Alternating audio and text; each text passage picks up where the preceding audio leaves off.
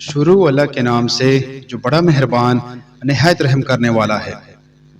حضرت عمر رضی اللہ عنہ روتے ہوئے حضور اکرم صلی اللہ علیہ وآلہ وسلم کی خدمت میں حاضر ہوئے۔ آپ نے وجہ پوچھی تو عرض کیا کہ یا رسول اللہ، دروازے پر ایک نوجوان رو رہا ہے جس نے میرا دل جلا دیا ہے۔ فرمایا عمر، اسے اندر لے آؤ۔ وہ نوجوان روتا ہوا حاضر ہوا۔ حضور اکرم صلی اللہ علیہ وآلہ وسلم نے اس سے رونے کی وجہ پوچھی۔ کہنے لگا، یا رسول اللہ، میرے گناہوں کا ڈھیر مجھے رلا رہا ہے اور مجھے جبار سے ڈر آتا ہے کہ وہ مجھ پر غضبناک ہوگا۔ آپ نے فرمایا، نوجوان، کیا تو نے اللہ کے ساتھ کسی کو شریک ٹھہرایا ہے؟ عرض کیا نہیں۔ کیا تو نے کسی جان کو ناحق قتل کیا ہے؟ عرض کیا نہیں۔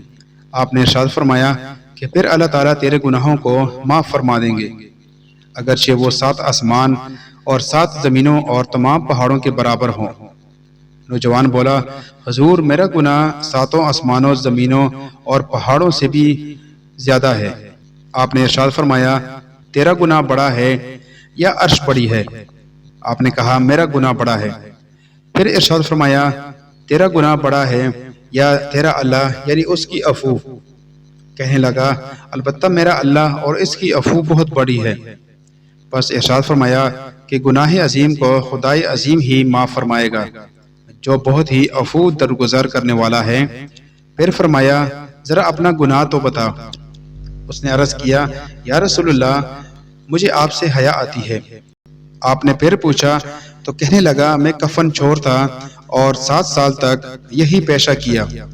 ایک دفعہ انصار کی ایک لڑکی فوت ہوئی، میں نے اس کی قبر کھودی اور کفن اتار کر چل دیا۔ تھوڑی دور گیا تھا کہ شیطان نے مجھ پر غلبہ پایا اور میں نے لوٹ کر اس سے مجامعت کی۔ وہاں سے نکل کر تھوڑی دیر آگے گیا تھا کہ کیا دیکھتا ہوں کہ وہ لڑکی کڑی پکار رہی ہے، اے جوان، تجھے قیامت کے دن جزا و سزا دینے والے سے حیا نہیں آتی؟ جس وقت وہ اپنی کرسی فیصلے کے لیے رکھیں گے اور ظالم سے مظلوم کا بدلہ دلوائیں گے تو مرنے والوں کے مجمع میں مجھے ننگی کر کے چل دیا ہے اور میرے اللہ کے روبرو مجھے بحالت جنابت حاضر ہونے پر مجبور کیا ہے۔ یہ سنتے ہی حضور اکرم صلی اللہ علیہ وآلہ وسلم اچھل کر کھڑے ہو گئے اور اس کی گدی میں ایک دھول رسید کی اور فرمایا، او فاسق، تو بس آگ کے لائق ہی ہے، دفع ہو یہاں سے۔ نوجوان وہاں سے نکلا۔ 40 راتوں تک اللہ کے حضور توبہ کرتا مارا پھرتا رہا۔ 40 راتوں کے بعد آسمان کی طرف سر اٹھا کر کہنے لگا، اے محمد صلی اللہ علیہ وآلہ وسلم کے خدا، آدم و حوا کے معبود، اگر تجھے میری توبہ منظور ہے تو حضور صلی اللہ علیہ وآلہ وسلم اور آپ کے صحابہ رضوان اللہ علیہم اجمعین کو اس کی خبر دے دے، ورنہ پھر آگ بیچ کر مجھے جلا دے اور آخرت کے عذاب سے نجات دے دے۔ اتنے میں جبرائیل علیہ السلام تشریف لائے، سلام کہا اور اللہ تعالیٰ کی طرف سے آپ صلی اللہ علیہ وآلہ وسلم کو سلام پہنچایا۔ آپ نے فرمایا، وہ خود سلام ہے۔ جبرائیل علیہ السلام نے کہا کہ اللہ تعالیٰ فرماتے ہیں، کیا مخلوق کو آپ نے پیدا کیا ہے؟ فرمایا، مجھے بھی اور تمام مخلوق کو اسی نے پیدا فرمایا ہے۔ عرض کیا، وہ پوچھتے ہیں کہ کیا آپ مخلوق کو رزق دیتے ہیں؟ فرمایا، بلکہ مجھے بھی اور تمام مخلوق کو اللہ تعالیٰ ہی رزق دیتے ہیں۔ عرض کیا، وہ پوچھتے ہیں کیا بندوں کی توبہ آپ قبول کرتے ہیں؟ فرمایا، بلکہ میری بھی اور تمام بندوں کی توبہ وہی قبول فرماتے ہیں۔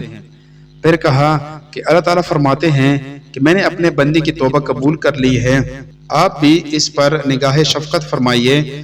حضور اکرم صلی اللہ علیہ وآلہ وسلم نے اس نوجوان کو بلا کر اسے توبہ قبول ہونے کی بشارت سنائی۔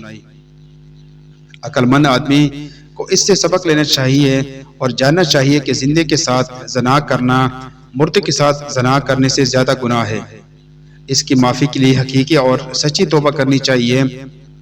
دیکھیے، اس نوجوان نے جب سچی توبہ کی تو اللہ تعالیٰ نے بھی اسے معاف فرما دیا۔ اور یہ بھی ضروری ہے کہ جس حیثیت کا گناہ ہو، توبہ بھی اسی درجے کی ہونی چاہیے۔